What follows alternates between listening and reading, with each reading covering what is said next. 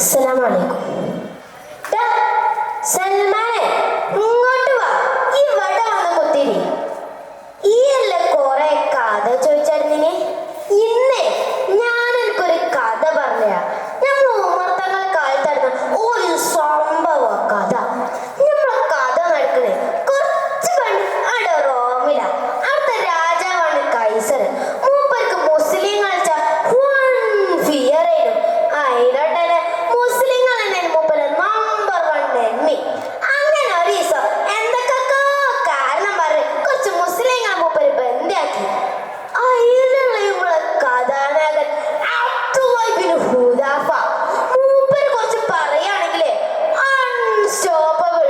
മൂപ്പരൊക്കെ രംശീമാ മതി, ഞമ്മക്കൊക്കെ സ്വർഗം ഉറപ്പാ. അങ്ങനെ മുമ്പിലെത്തി തടവുകളിനെ രാജാവ് ഒരു നോട്ടം നോക്കില്ലേ. ഏതൊരു സ്കെച്ച് ചെയ്യണ ഒരു 1.5 നോട്ടം. അനക്ക് കൊലക്കാരനെ രക്ഷപ്പെടണോ? എന്നാലേ ഈ ഇസ്ലാം രക്ഷിക്കണം. എന്താ വിചാരിച്ചേ? 1000 വട്ടം കൊല്ലാനോ? എന്നാലേ അബ്ദുള്ളാനെ ഒരു രോഗം പോലും ക്രിസ്ത്യാനി ആവില്ല.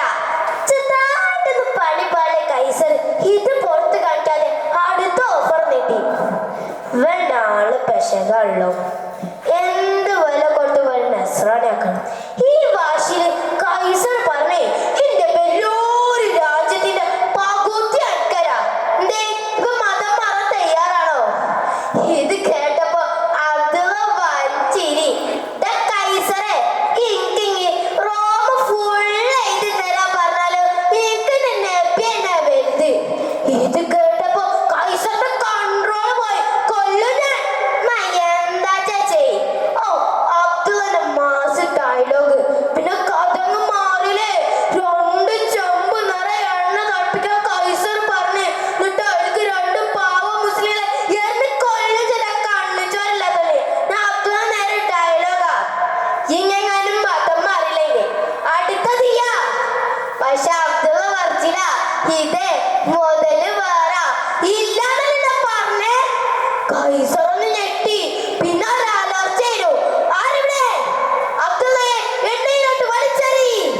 അങ്ങനെ അബ്ദുള്ളനെ എടുക്കാനും വേണ്ടിട്ട് ഭടന്മാർ അടുത്ത് വന്നപ്പോ അബ്ദുള്ള നോക്കണേ. ഇത് കണ്ടപ്പോ രാജാവിന്റെ മനസ്സിൽ കുളിര് കയറി. എന്താ മനം മാറോ? ഇല്ലാന്നല്ലേ പറഞ്ഞേ. പിന്നെ കൈസറോടക്കം കെട്ടി പറഞ്ഞേ, എന്നാ ശരി, ഞാനെന്നെ വെറുതെ വിടാ. പക്ഷെ ഇതിനെ നെറ്റിലൊന്ന് ചുംബിക്കണം. തയ്യാറാണോ? തയ്യാറാണെങ്കിൽ ഞാൻ എന്നെ കുറ്റ വിമുക്തരാക്കും. അങ്ങനെ എല്ലാവരും രക്ഷയ്ക്ക് വേണ്ടി അബ്ദുള്ള ഡീല് സ്വീകരിച്ച്